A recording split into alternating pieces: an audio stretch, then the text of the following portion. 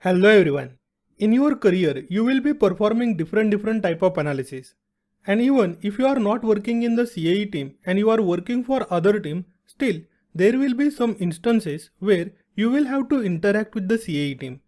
So it is always good idea that one should have the basic understanding of terminologies used by the different teams. In CAE team, many time you will heard people saying someone is doing linear analysis or non-linear job is not converging or someone is learning non-linear transient dynamic solver. Though on the surface these terms looks very difficult, but underneath they are very simple. Objective of this session is to understand the buzzwords used by the CAE team. If you are thinking, is it possible to know all the buzzwords? Well, I am completely with you and I also think it is not possible. But at least in case of structural analysis, we will try to get familiar with most commonly used words. In this session, we will be talking about the linear and nonlinear behavior. Keep in mind, technically linear and nonlinear, they are not analysis, they are behavior. But in organization, analysis word is used alongside with the behavior. After linear and nonlinear analysis, we will move towards the steady and transient state. Again, technically not an analysis, but in organization, most people use analysis word. After this session, we will have the detailed discussion related to the static and dynamic analysis. So without further delay, let us dive into this session. First, we will talk about the linear and nonlinear analysis. Whether the analysis is linear or non-linear depends upon the structure response to the applied load. Now let us understand the two important words in this case, structure response and applied load.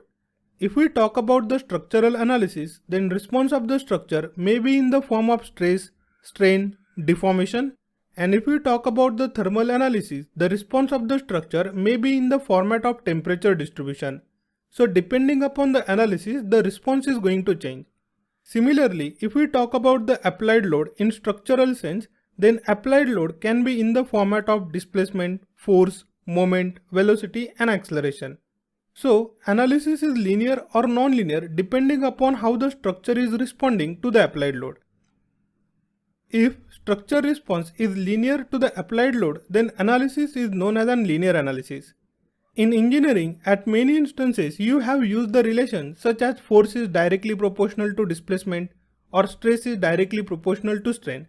So this expression will become something like F is equal to Kx and sigma is equal to E times strain. K is usually stiffness of the spring and E is nothing but Young's modulus. Let us try to understand the linear analysis through the graph. So here I have typical stress strain curve. This stress strain curve is divided into the two regions. First one is the elastic region and other one is the plastic region. For a time being, let us assume that the stresses developed in our component are less than the yield strength. Well, in that case we can assume that our component is within the elastic region. So here we can simply use the linear analysis. Now again let us assume, what if the stresses are above yield point? In that case, if you are using the linear analysis, then the linear analysis is going to follow the straight line. So if the stresses are above yield strength, still it is going to follow the red curve. So technically, if the stresses in the component are exceeding the yield strength, then the linear analysis is not going to help you. Bottom line is that if you are using the linear analysis, then there is always going to be linear relationship between the applied load and the response of the structure. Then of course the question would be, how can I take into account the nonlinear region? Well, for that purpose we will have to perform the nonlinear analysis. In case of nonlinear analysis, the structure response to the applied load is not going to be linear. Again, let us try to understand the same thing using the curve. So here what essentially we are talking about when we are talking about the nonlinear analysis is the plastic region. You can see the entire curve marked in the red color is nothing but plastic region. If we are considering the nonlinear analysis or doing the nonlinear analysis, then and then only this curve will be followed. If you properly observe, in case of linear region, the slope of the linear region is not changing. But in case of nonlinear region, the slope is going to continuously change. When we talk about the nonlinear analysis and the nonlinear relationship between the applied load and the structure response, that particular nonlinearity can have several sources. For example, in the nonlinearity, we have the geometric nonlinearity, material nonlinearity, and the contact or the boundary nonlinearity. During our course, we are going to talk about all this topic in much detail. As of now, just try to get the overall feel of these different words. So at the end, let us try to compare both linear analysis and the nonlinear analysis. In case of linear analysis, the structure response is going to be linear one. So here currently I am considering output as f and corresponding displacement. As you can see over here, the slope of the line is not changing and it is constant. Since the stiffness is constant and it is not changing over the period of time, this analysis is known as a linear analysis. On the other hand, if you consider the nonlinear analysis, then there is going to be nonlinear relation between the applied load and the displacement. So here at each point the stiffness is going to change.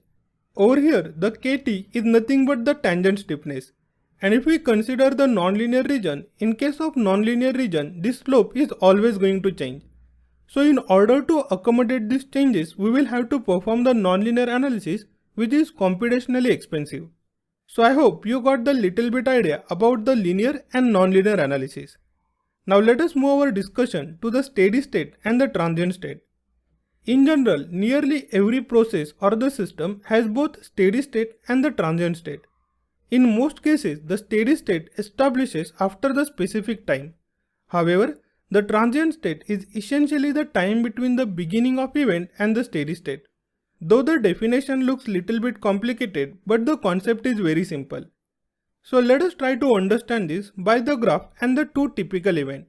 As you can see in the graph, here I have the response of the force versus time. If I consider the response of force during the initial time, then it is abruptly changing. And since there is abrupt changes in the response during the short interval of time, that is known as a transient state. But after some times you can see the response of the structure is fairly steady. So when the response of the structure is fairly constant or the steady, that particular state is known as a steady state. If you consider the event of automotive crash, then during the short interval of time there are lot of things which are happening.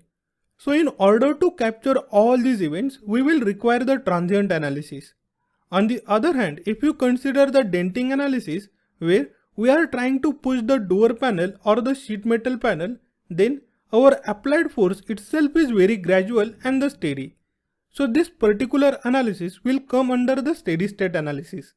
Wasn't that simple? So in short, we are going to use the transient analysis when things are changing within the short interval of time very abruptly, and we are going to use the steady state analysis when the response is fairly constant over the period of time. Similarly, we are going to use the linear analysis when the response of the structure is linear to the applied load, and nonlinear analysis when the response of the structure is not linear to the applied load. Many of the analysis that we are going to do are combination of these different type of buzzword. For example, LS-DYNA is very popular for performing the nonlinear transient dynamic analysis. Abacus is very popular to perform the nonlinear steady static analysis. So I hope with this explanation, whenever you heard the different type of analysis, you will correlate what exactly we are expecting from the structure. So we will meet in the next session where we will understand the difference between the static and dynamic analysis. Till then, take care, goodbye.